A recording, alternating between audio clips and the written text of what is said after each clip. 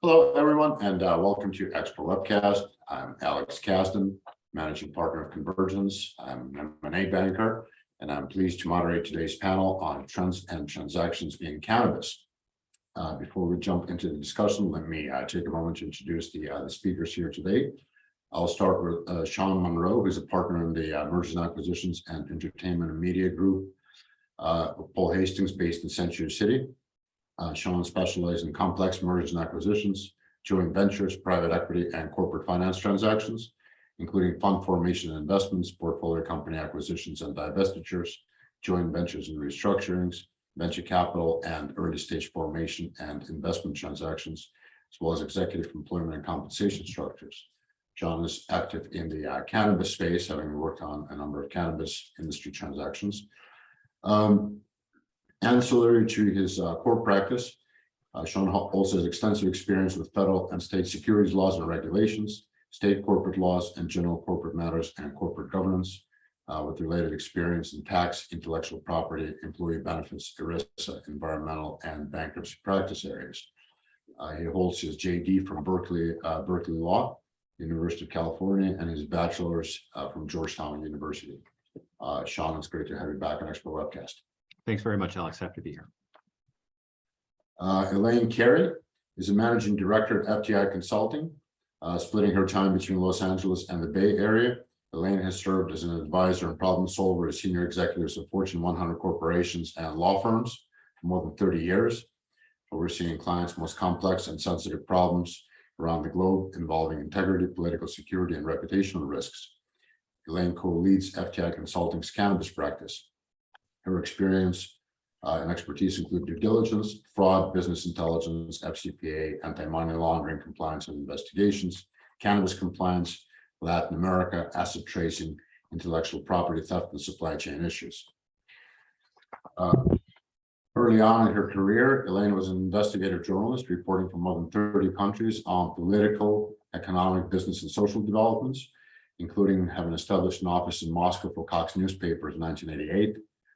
Where she spent 5 years chronicling the end of the Soviet Union. Prior to that, she lived in Mexico City, covering Latin America, and Beirut, covering the Middle East. Elaine holds a Bachelor's of Arts degree in English Literature from Grinnell College. She was a mid-career fellow at the Harvard University Russian Research Center. She is a certified fraud examiner and anti-money laundering specialist. Elaine, great to have you on Expert Webcast. Thanks, Alex.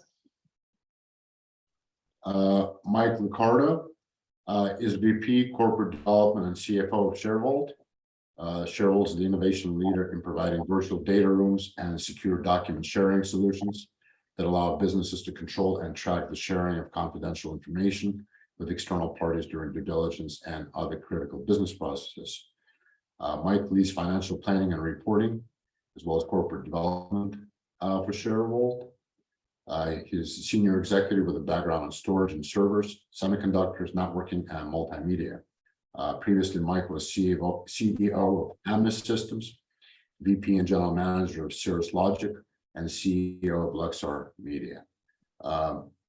Mike holds an MBA from Stanford University and his bachelor's and master's degrees from UC Berkeley. Mike, great to have you on this. Thank you, Alex.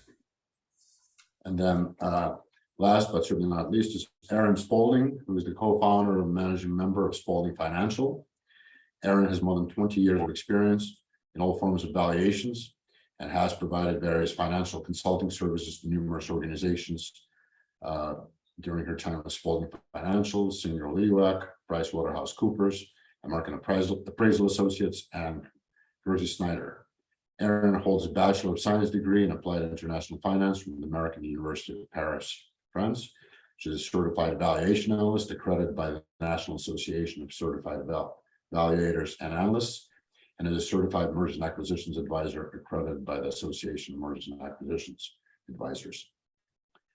Aaron's firm publishes a quarterly valuation report on cannabis and hemp. I think Aaron mentioned there's one coming out today, if I'm not mistaken. I would encourage everybody listening or viewing this program to get a copy. There's quite a bit of very relevant information to the industry, as well as M&A transactions, the topic of this discussion. To jump right into the presentation, we're talking about cannabis M&A, cannabis transactions. I'm going to go to Sean.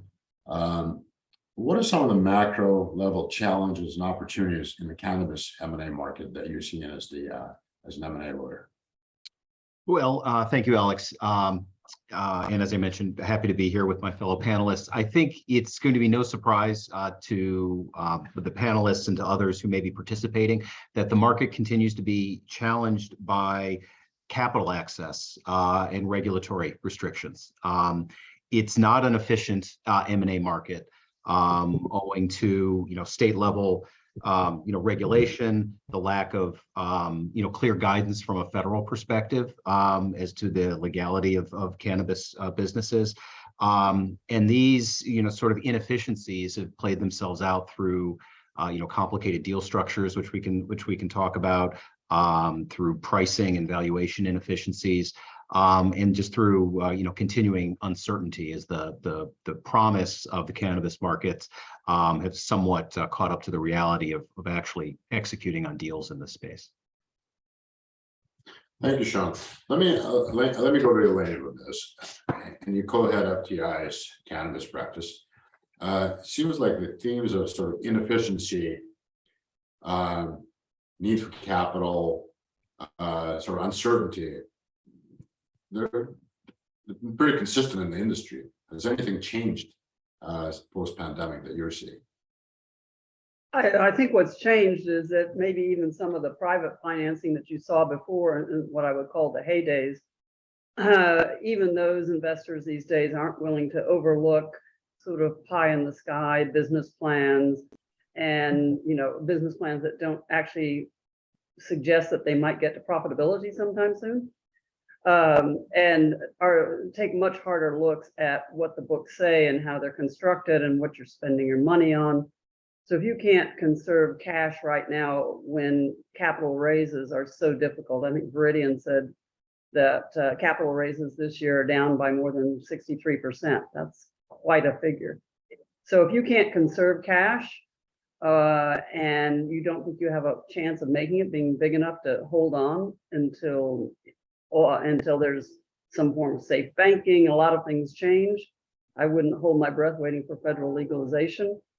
Then you might get into the territory that we've had with some clients where they call up and say, can you introduce me to anybody that I can sell to now?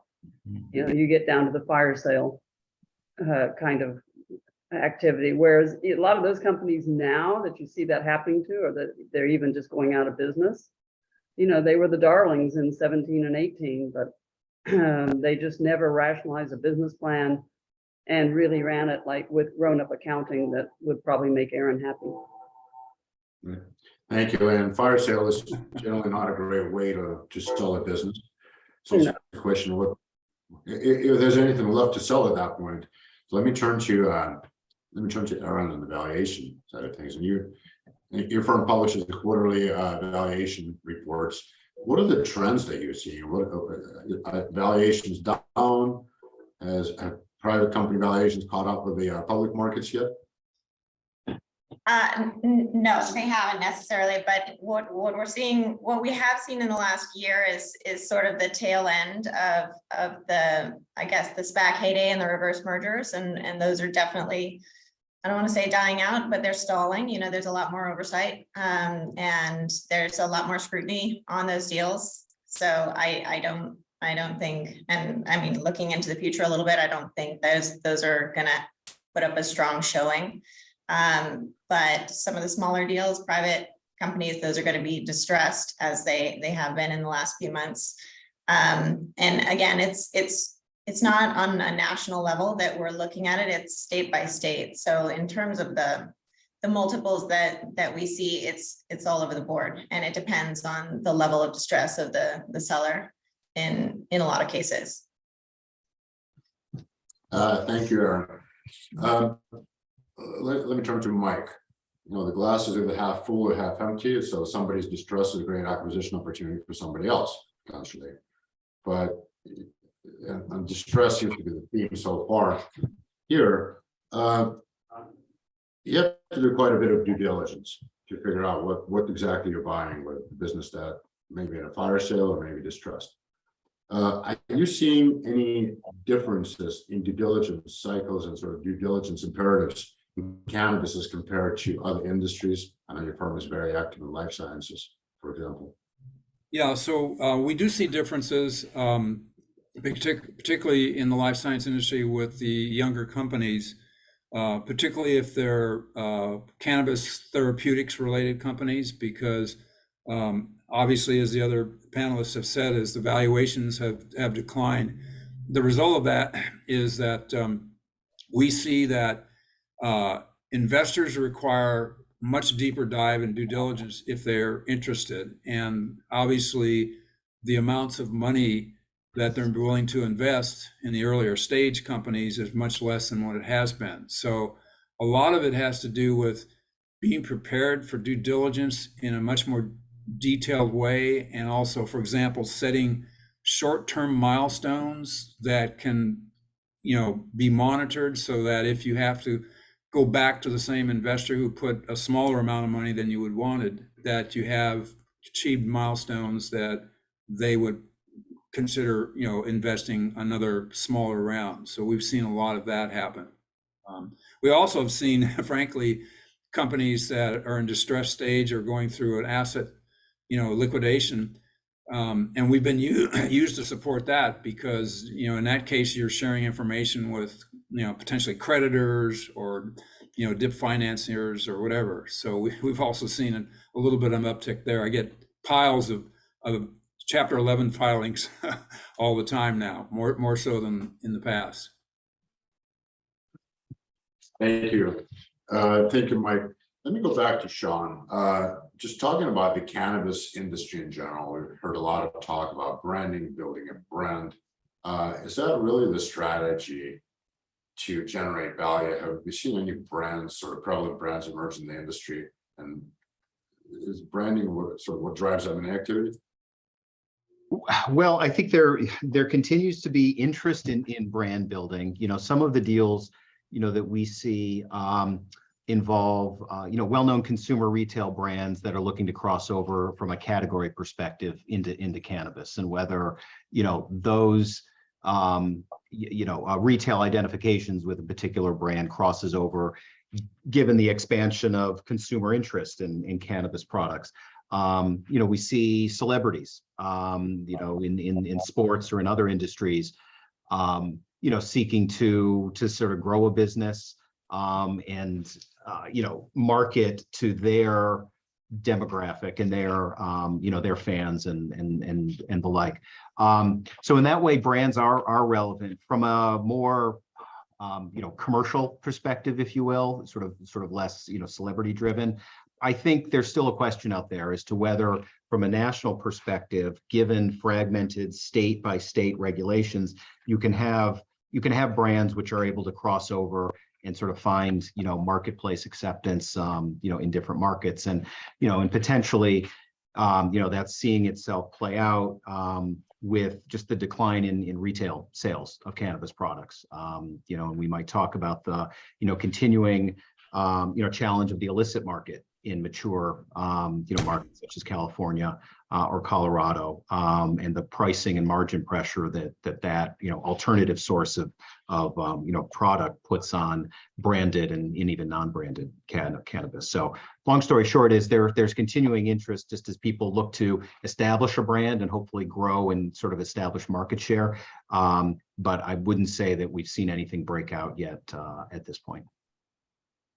Thank you, Sean. Let me go to Elaine.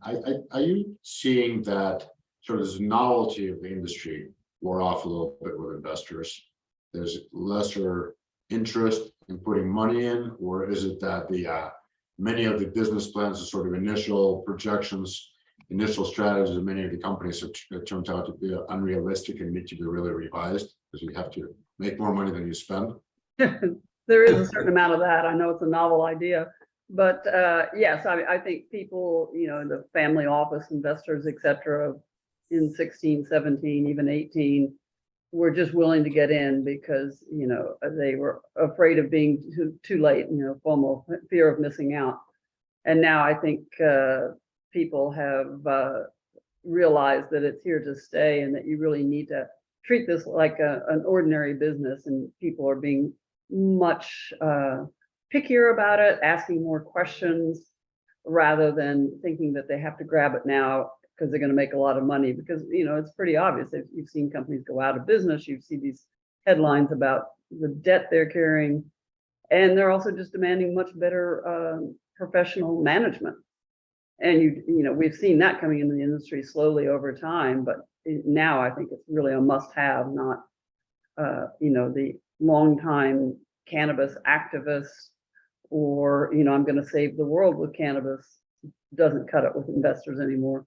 You really have to approach it with a very hard-edged adult financial look at it and run it that way. And so, and one of the places that impacts, of course, is the whole notion of trying to build social equity into it. We'll see if New York can pull it off, but and while it was obviously a good thing to do, I'm doubtful that anybody's going to legislate that into a successful cannabis industry, at least at this early stage.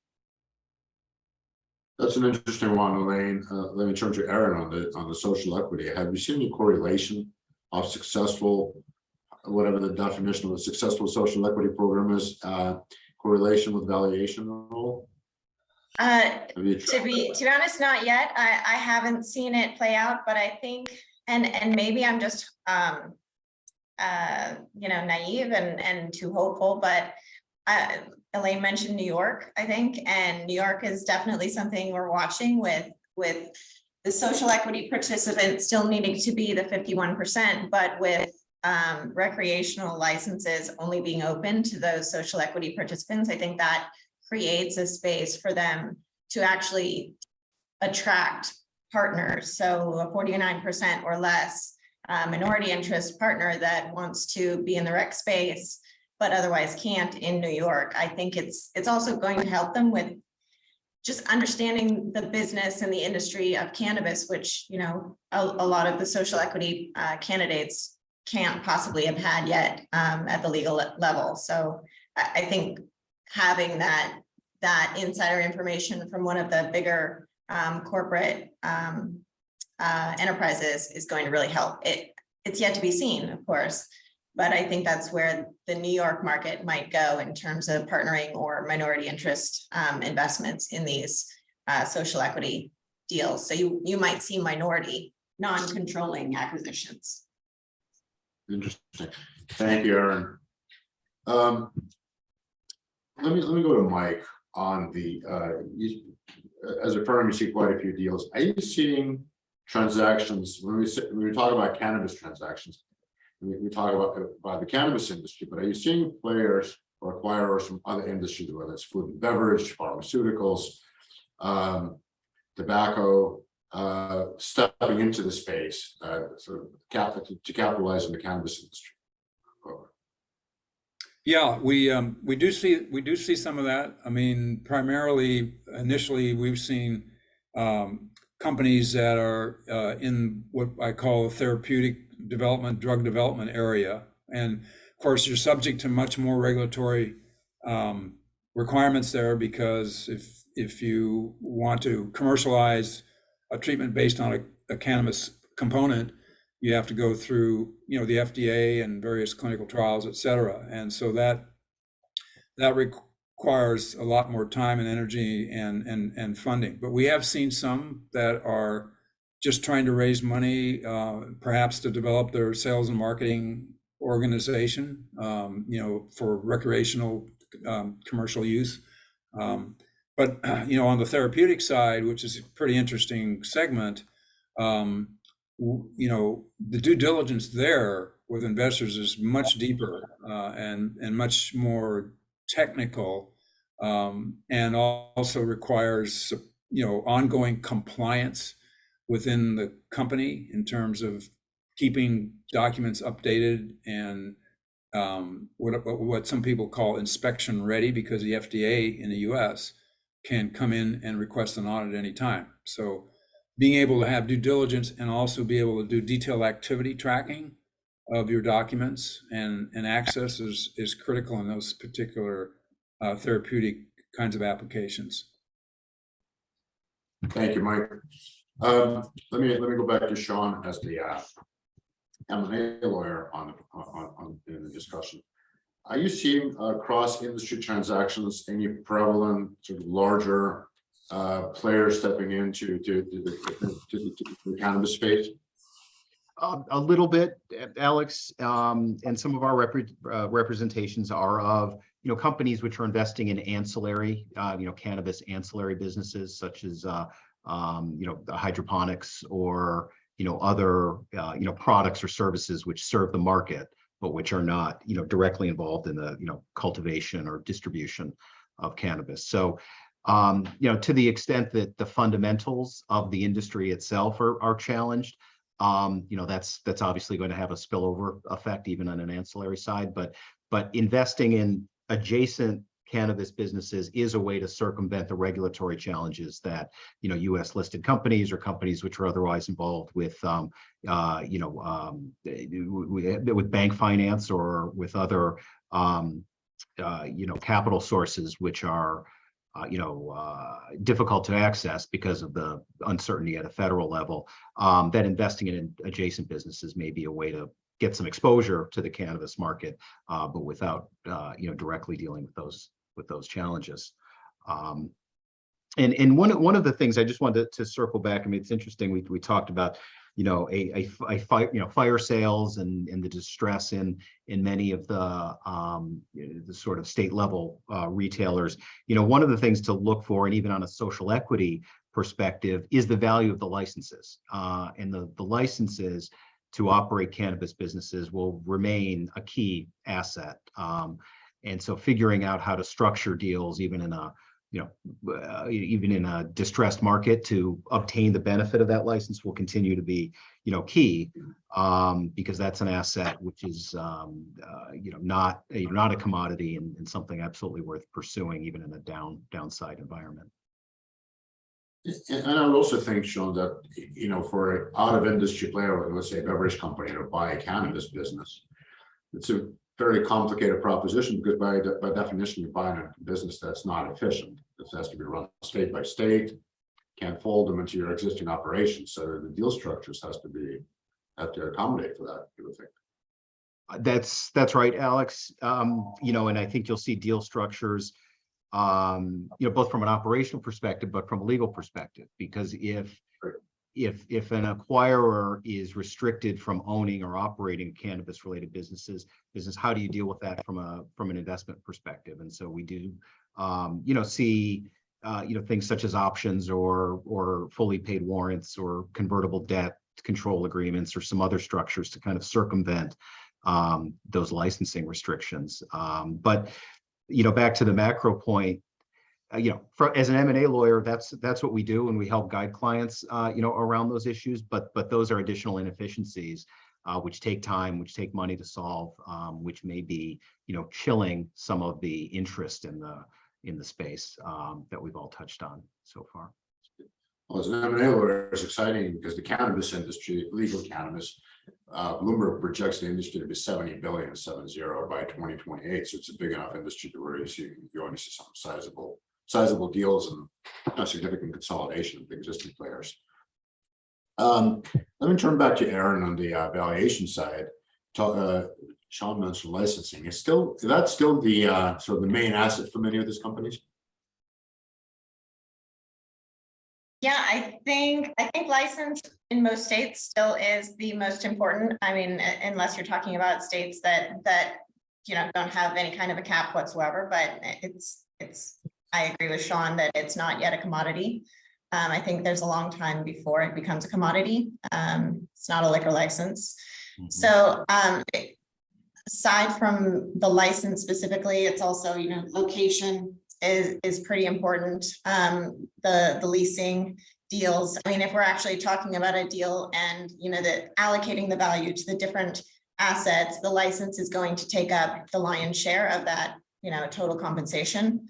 But I think coming around the bend, so to speak, is IP and possibly patents as they start to shake out and we start to see some real interest in maybe even litigating around patents and those kinds of protected assets. I think workforce is something that is, I wouldn't call it underestimated or undervalued, but it's definitely important. I know there's a lot of turnover at a lot of not just, cultivation facilities, but also at the retail level, the bud tenders. There's a lot of investment that goes into the workforce. And, if you can do some HR due diligence and see that there is a real concerted effort by management to maintain those employees with strong, bonds to the company, that's going to be a really big selling point, I think, in this market and going forward. Playing off what Aaron said, the other part of this is you're going to see greater diversification of cannabis products, so to speak, beverages, you go well beyond gummies and things. It is going to become more sophisticated and more diverse, appeal to different demographic groups. And there again, IP and all that sort of stuff is going to become even more important. It's changing rapidly, although if you dig deeply into it, I don't think the normal consumer sees it very much yet, but you will. And those sort of things will be able to go national when there is interstate commerce. And that's a big if so far. It's not around the corner, which is obviously a big problem for the industry. Yeah, I agree. And actually to that point, brand, we were talking a little bit about that earlier. Brand it can be important on the national level, but even state by state, some states have a stronger brand loyalty attraction than other states. So depending on which state you're doing this deal in, brand might actually take a larger portion of that deal value. California, for example, there's a lot more brand traction. Colorado, I was just at an event in Colorado this week, and one of the topics was there really is no brand loyalty, or very little. I don't want to say too much. Very little brand loyalty in Colorado. So it's just where's the better deal is what they're looking for. But as brands, actually, as I think we lean more into guidance around quality and quality control, we'll see that brands have even more value going forward. But isn't it a little similar to sort of just on the consumer side of things, to the vitamin and supplement industry, where there's no sort of uniformity of quality control? There are some prevalent brands, but still the number of brands is just overwhelming if you were to walk into a store. Right. And if you can tout FDA, not approval, but FDA certification on certain quality controls, that's a big selling point, I think. But again, just the brand loyalty, people who've already established that they like the way this product makes them feel, then they will just stick with it because they know that there is a certain certainty to not veering away from that brand. And for me, for example, I would always go for a very specific CBD brand because I know it's going to do exactly what I expect it to do every day, and there will not be any kind of quality issue. Thank you, Aaron. Let me go back to Sean. And I know, Sean, you're an M&A lawyer, not an IP lawyer or a restructuring bankruptcy lawyer, but we threw out a lot of concepts here. So IP protection, patents. I know Mike mentioned Chapter 11, which you can't really file in the cannabis space. How do we deal with all of those issues? Because this is, the industry is not legal on the federal level. Right. Well, from an IP perspective, and I believe Aaron was touching on this, there is patent protection, which can be available for certain genetically, modified, aspects of cannabis products. You can't get trademark protection at a federal level. So there is some IP. There are some IP assets which can be valued and might be worth pursuing. trade secret protection to the extent that that a business has a method or a process that's worthy of protection, that's unique. That could be something worth pursuing. And then, you mentioned the overlay of the bankruptcy laws. And putting aside just for a moment the applicability of a bankruptcy, federal courts deciding on the bankruptcy of a cannabis-related business and their jurisdiction over them. One of the things to keep in mind is cannabis businesses are businesses. They are operating companies, and I think Aaron and Mike and Elaine have touched on this. You have to be aware of all sorts of issues that are relevant, from real estate to employee matters to misclassification in the employee sector, which we see, in cannabis and other businesses. So one thing to keep in mind is, although one may be focused on the opportunity of the industry or even on the IP aspects or the brand aspects of a particular product or products that a target may have, there's a range of other issues which have to be evaluated. And again, we come back to valued and priced into a deal. Thank you, Sean. We'll come back to that. Let me turn back to Mike and change gears a little bit. We talked about fire sales and sort of the smaller, particularly smaller companies that may be struggling. What can these businesses do? It's probably a little late when the business up for sale is a fire sale, but what can they do to prepare to sort of maximize value of whatever the business may be, from your perspective? And you've led a number of tech businesses. You've seen a lot of companies, and I always say that you always should be prepared, because you can't predict what's going to happen spontaneously, whether it's a new investor that knocks on your door, or all of a sudden, you have an issue with creditors and they kind of force the issue into bankruptcy or whatever. And so a lot of that has to do with always being prepared, and relative to the information that you have in your company. It's really critical to make sure that you keep that information secure, because at some point in time you could face a cyber security breach or attack or whatever. And if you have things scattered around that is proprietary to the company, and I don't mean just IP, it can be things related to your supply line or manufacturing processes or whatever. You're working with outside service providers. So that's the key thing. What you want to avoid is what I call a fire drill, where you're trying to get everything together in one place that you can use for whatever issue is important for you. So that's kind of my key point on this, is you ought to be prepared, because you can't predict. Great. That makes a lot of sense. Thanks, Mike. We've gotten a few questions from the audience. Now, I would encourage everybody viewing and listening to this presentation to submit questions to the panel. And one of the questions came in, or a comment rather, that the fundamentals of the industry are really, really, I think the technical term is sideways, or don't make a lot of sense.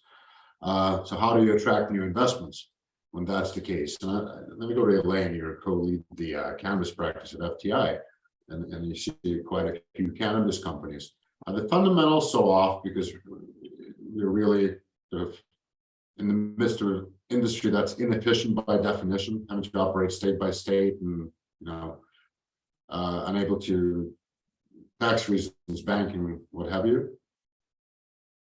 The fundamentals are off because of all those obstacles, if you will, plus the taxation, which is a killer. Mm-hmm. And partly because it's an industry in its infancy.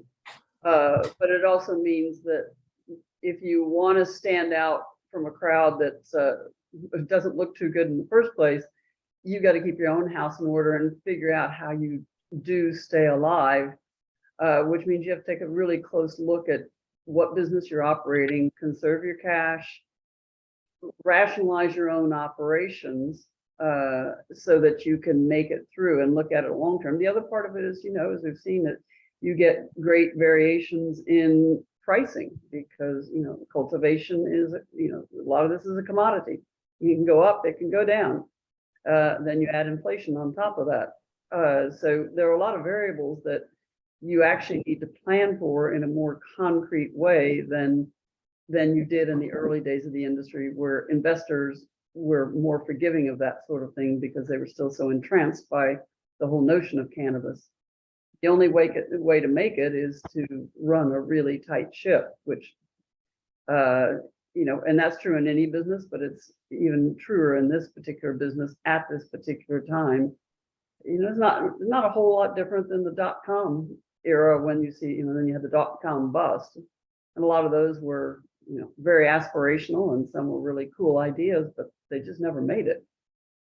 Here it's more hands-on, but you really have to tighten up what you do and take a hard look at it. And it's not easy, but if you want to make it through to that point where you can have interstate commerce, or you can sell to another MSO or whatever it is, you're going to have to be pretty hard-nosed about it. But are the investors still betting on the fact that the industry is going to get legalized? We're going to have Safe Banking Act. I think if you get a little bit of a Safe Banking Act, which they keep talking about, but just a little bit, you'll see a lot of people come in. We've been talking to financial institutions. I've actually had some conversations with the exchanges. They don't need a whole lot more comfort. They certainly don't need federal legalization to do more than they're doing. I just saw a list today of banks that are involved. Some that I know a couple of years ago were just flat out denied they had any involvement in the industry, although I could prove to them they actually did.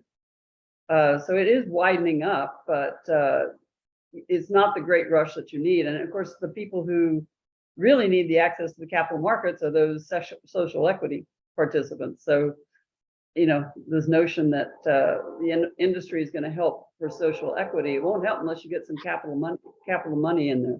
There's still people interested in doing it, but they're still on the sidelines until the federal, until you get some form of safe banking.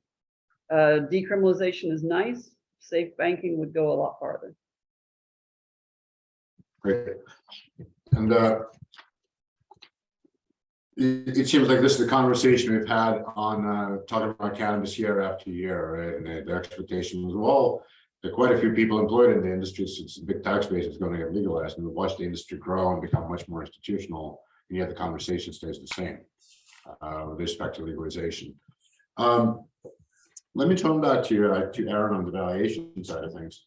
Are you seeing great differences in valuation metrics between different industry subsegments? Meaning between, plant touching plant touching, and hemp, ancillary. or between the different parts of the vertical of a plant touching operation? Plant touching versus ancillary. In other words, have you seen an increase in some and decrease in others? Ancillaries are definitely easier to stomach. They're as long as they don't touch the plant, anyone can touch them. So then it's just, the sensitivity around, the general topic of cannabis. But and then hemp, of course, is the matter is around, pricing and FDA regulations, and is there any real standardization in terms of the product that's ultimately being made out of the hemp plant. So there's a lot more ease in the capital markets around hemp and ancillaries, but the markets are still, the valuations are still all down across the board. So yeah, I'm not sure if I answered your question very well, but that's as much as I can say, with any kind of certainty.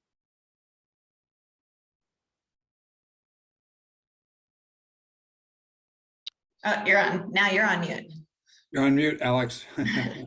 That's a rarity. From your perspective, where do you see the valuations going if you had to predict the future, Aaron? Oh man, I can never predict the future. I think the valuations are going to stay pretty depressed for a little bit until capital loosens up and some kind of safe banking or possibility seems really truly imminent. I mean, you always see these spikes, the market every once in a while hits a high point. And the only reason is, something came to the floor for a vote, but it's, we all know that it's not actually going to pass. So, you do wonder. I think most of it is speculative, but if I were to actually, plant a flag somewhere, I would say that the multiples are going to stay relatively low for a little bit. Thank you, which presents a great acquisition opportunity for larger players. It does, Alex. I mean, except to the extent that the larger player, that the valuations that they're experiencing, whether it's their stock price, which is the acquisition currency they might use, or their access to cash capital through, third-party investors or through debt, through the debt markets, is difficult as well. But pricing on those inefficiencies, especially if you're a capitalized, larger MSO, it can really be an opportunity right now. And to Aaron's point, and this is not, I'm not the valuation expert, but I saw something, someone predicting that there could be a 75%, increase in valuations if the Safe Banking Act, were to pass. And so that's becoming, a bit of a parlor game that we can all play, which is watching, the Senate's, discussions around that. We're obviously in an election season. That seems to be far more promising an opportunity for a sort of legislative act than a federal, decriminalization or legalization currently. So it'll be interesting to see whether that act can move through the Senate in an election year, through a lane, even after the election, and hopefully get to passage, which I think, regardless of the potential lift or the percentage lift in valuations, I think everyone expects would have a very positive effect on both valuations and the ability of larger players to get capital and get deals done. It absolutely will. I mean, if they're pricing it into the deals, it's being priced in at, a later date, down that 5-year cash flow projection, but it's there in some cases. So the expectation is it will happen. Obviously, that's why people are still jumping in who aren't already involved in cannabis. But it has to be. You have to have some light at the end of the tunnel, right? Otherwise, this is a fool's game.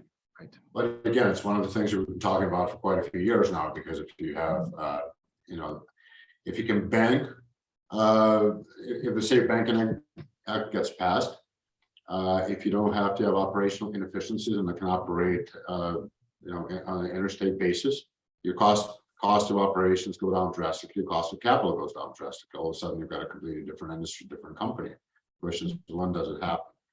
But in the meantime, Sean, are you seeing deal structures in the cannabis industry that are different from other industries because of all the things that we're talking about here? We do see some, where multi-stage transactions to deal with licensing, restrictions and ensuring that the individual operators are sort of licensed at a state level, and so an acquirer's got to make sure that they get their people licensed, whether that's on the front end or on the back end of the acquisition of the company. We'll see things like options or prepaid warrants or convertible debt as a way to provide the capital and acquire control or bring your control position as close to full equity ownership as possible without crossing a line. So we do see sort of some more creative approaches. And then the last thing I'll mention, which helps bridge some of the diligence issues or discrepancies that Mike was speaking about in valuation, are earnouts and contingent pricing. With the idea being that, if there's a divergence between expectations of value or price, part of that purchase consideration could be contingent on, the target business actually performing over some period of time and the sort of shared, risk perspective. So, right. Thank you, Sean. Let me turn back to Elaine. I think with many businesses in the space, we're looking at effectively a commodity business, right? With margins that may have been great when they had, X amount of players, but now they have 3X, they're not as great, and they're consistently squeezed. How do you plan? What do you do if you run a business like that? You really run a profitable company, and how do you succeed in this industry? Well, not to sound like a broken record, but you really have to look really hard at what you're spending on, understand what your costs are, what your structure should be, get rid of the things that are on the edge, that are the fringe. And, maybe take a harder look at, marketing and branding in your particular state to see, are you appealing to the right demographic? Or are you stocking even a dispensary? Are you stocking everything on your shelves that will appeal to a really broad audience, but that's not who the customers that actually come through the door. A lot of people don't look at that in detail to figure out why it's, why, and so then they're wasting a lot of money and putting things on the shelves that aren't moving fast enough. And then just in general, looking at your costs. And I've seen some people where, you've had to cut out the number of people you have working for you because when they looked at it really hard, not everybody had what had to be a full-time job, because there is that commodity element to it. There is, I think Aaron mentioned this earlier, there is been a lull in spending by people with people reading about inflation, et cetera, which I think has spilled over into cannabis. So you've got to wait that out as well. So it's just, hard times means taking a hard look at what you're doing and holding back for a while. Mm-hmm. So would you focus, Elaine, on other applications of cannabis, maybe industrial or medical, other than sort of straightforward retail at this point, given all the sort of impediments and sort of headwinds that we're talking about? I don't think you can switch to medical or even industrial as quickly as you can if you're currently focused on retail. I think in the long run, and not too far out, the medical uses will be enormous and surprising to people and produce long-term value. I don't necessarily see short-term, but I think people will, and I think you have to throw out, because some people say, oh, well, look, all the states that have medical applications for cannabis. I don't count those as hardcore medical. Those are just, we're disguising cannabis as a medical product by and large in many states. Although it has medical applications, although it's not tried and true, it's not like the AMA is going to come out and say you should do this or have your doctors prescribe it. We'll get there, and we'll get there pretty fast, and we'll find some fairly revolutionary treatments coming down the road. And I think investors will be very interested in those.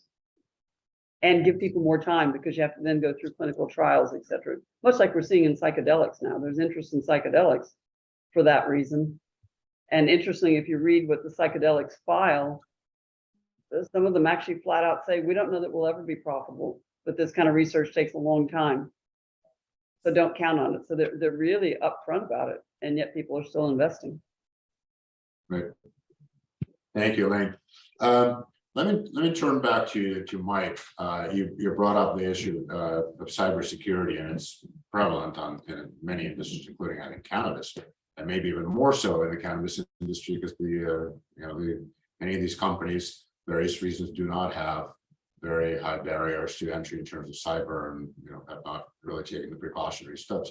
How do you protect information both inside the data room, but maybe even more importantly, outside the data room?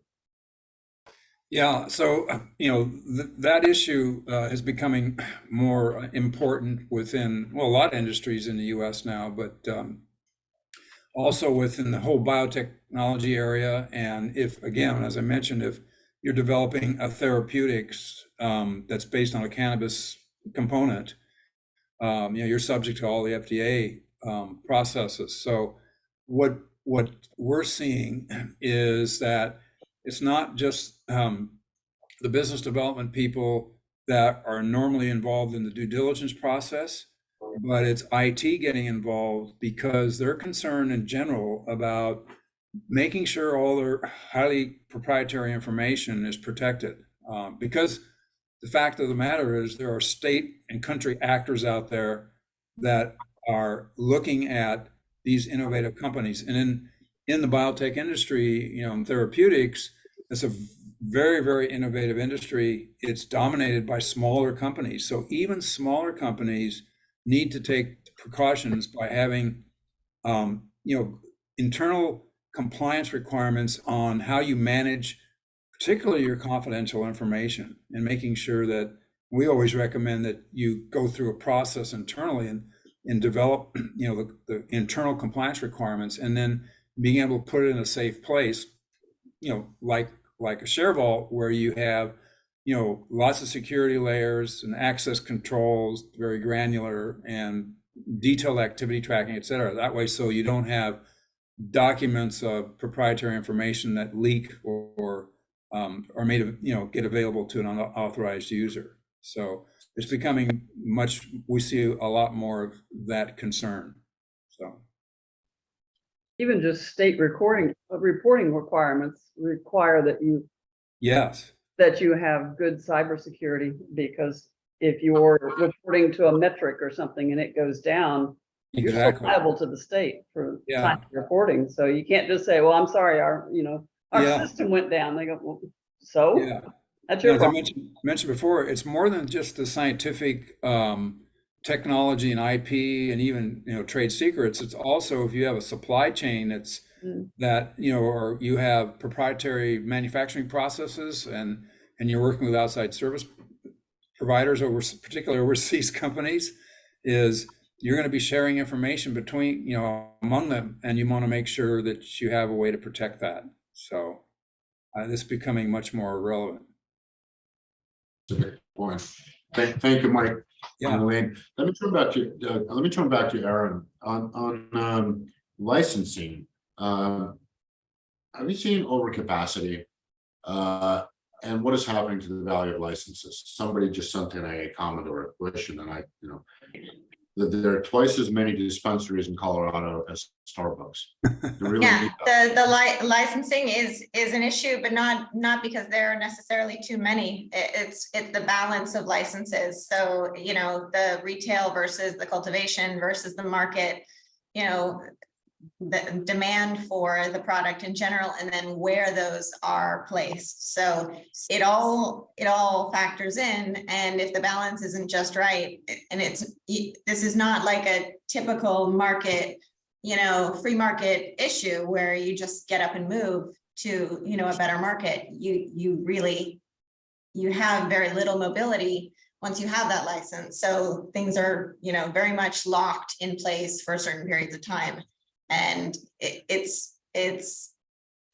don't have an answer for that. I do understand that is a big part of the problem and what makes cannabis such a difficult industry to operate in. But as things start to ease up, as you know, states start to legalize a little bit more, as obviously federal decriminalization happens, whenever that may be, the licensing issues will be less affected by, you know, government oversight and more, or legislation, and more by just free market economics that are so important to making, you know, any industry work correctly. Great. Well, let me thank you, Aaron. Let me go to Sean with this question, and I'll open it up to the panel as well. Feel free to jump in. Let's talk about, it's a pretty big industry. The numbers are, you know, as we talked about, 70 billion in legal sales by 2028, according to Bloomberg. Over 400,000 people employed in the United States. So that's a significant tax basis. Are state officials doing enough to work with the cannabis companies, and or are we giving up a huge share of the market to the black market, which is sort of the elephant in the room that we're not talking about? Alex, some of this will be, you know, more of my observations than a sort of specific appreciation for, you know, how state regulations are happening in each state, which is down the road toward cannabis regulation. But it is haphazard in many instances, and you'll have, you know, some states regulating through press releases or through sort of informal guidance, or through, someone knows the person who approved or didn't have an issue with a previous deal, and so let's use that structure again because we know who that person is, and that's the way that you get things done in a particular state. So, does not have the level of sort of interaction with the business community as let's say Delaware corporate law. Obviously one of the most well-developed commercial regulatory structures that we see. So I think my sort of perception and experience is that it's hit or miss, and that it's not always clear that the regulators have their pulse on both the political pressures and the commercial pressures that operators are facing in the particular markets. I did do a fraud case where, and now true, California's been notorious for being all over the place, but eventually I found about 6 different organizations or bodies within the state of California, including the county I was trying to pursue to unravel the fraud in, that all had a piece in it. And I would say, okay, well, it has to do with this. And they go, oh, well, then you have to go to a whole different law enforcement agency. And I was like, really? You've got to straighten this out, because we're trying to protect the industry, and yet you don't even know who does what. And there were just so many organizations involved that it just made it impossible. And then we translate that into how you figure out what your packaging should be. Something as simple as that. Then you can understand why people just pull their hair out trying to comply, to be compliant, and yet it changes so much, or there's so much chaos on the regulatory side. Yeah, and black market is definitely a big competitor to the legal cannabis industry, no question about it. We are unfortunately almost out of time, and I want to give each of the speakers on this program an opportunity for any closing remarks, perhaps touching an issue that we should have addressed here, but didn't get a chance to. Let me start with Aaron on the valuation side. Just to summarize. Okay, so Spalding Financial is focused on valuation primarily. We do a lot of financial reporting, tax reporting, especially around transactions, pre-deal and post-deal, fairness opinions on the pre-deal and post-deal. We'll do purchase price allocations. So we do see a lot of how the deals shake out before and after. If you want to get a better understanding of the general landscape, we publish, as Alex mentioned, we publish a quarterly industry update every quarter. And we do separate it out by plant touching, ancillary, and hemp specific companies that can be found at cannabisvaluation.com. You can subscribe and be on the mailing list to get once a quarter the latest quarterly industry update, and also just reach out and contact us if you have any questions. Thank you, Aaron. Mike, let's go to you on the due diligence and data. Yes. So what I'd like to just summarize is it's always important, no matter what size of company you are, to have good corporate governance and compliance standards internally relative to all your information and making sure that you have control of it. ShareVault, allows you to do that through all the various growth stages you may have. It's not only for a due diligence process with investors, but after you've raised money and start growing, adding people, you accumulate a lot of documentation. You're working more with service providers, suppliers, et cetera. And usually there's collaboration and sharing going on there, and that usually involves documents, or important information. So we see ShareVault being used as a platform to help manage all of that throughout your entire growth stages. So feel free to contact me if you have more interest. Thank you. Thank you, Mike. Let me go to Elaine. Well, I'm cognizant that it's been a sort of down conversation on investing in cannabis, et cetera, but there does make a certain sort of logic that you want to buy low and wait for it to go back up. And the one thing I have no doubt about is just with a little bit of tweaking from Congress, some states, including California, realizing that the taxation regime is squashing the industry and increasing the illegal industry. There is a reason to continue to want to invest and get ready to invest. If you're too skittish to do it before there's some form of safe banking, I'd watch this space closely.